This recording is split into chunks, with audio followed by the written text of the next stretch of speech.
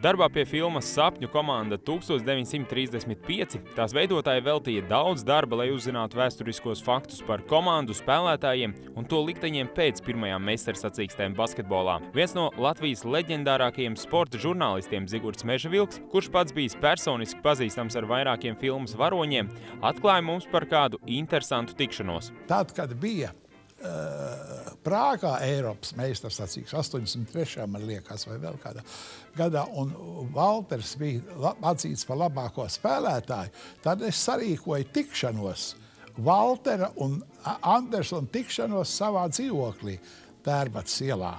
Un tāda bilde arī kaut kur eksistē, kur divi savā laikā Eiropas meistari dažādos laikos ir satikušies savā starpā. Es organizēju to pieņemšanu savā, jo es dzīvoju tajā mājā, kur atradās sporta komiteja. Ar Valdi Valteru tikāmies arī tagad, kad basketbolista karjerai jau pielikts punkts, taču ar sportu viņš joprojām ir cieši saistīts. Abi dēli spēlējuši Latvijas izlasē, bet šobrīd ceļu uz tenis virsotnēm uzsākusi mazmeita. Tikšanos ar Eduardu Andersonu Valters atceras joprojām.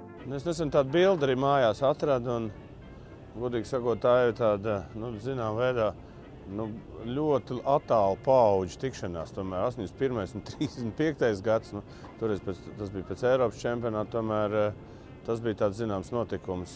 Tanī brīdī es to neapjēdzu, es apjēdzu tikai tad, kad es beidzu spēlēt un sāku vairāk interesēties par basketbolu vēsturi, un tad tomēr tas iespēju atstāja. Eduards Andersons pēc spēlēšanas vairākās Eiropas meistarsacīkstēs, vēlāk bija basketbola nozares vadītājs Vācijas okupētajā Latvijā, 1945. gadā uz 11 gadiem izsūtīts uz Sibīriju, bet pēc atgriešanās Latvijā strādājis Rīgas tramvaju un trolejbusu pārvaldē.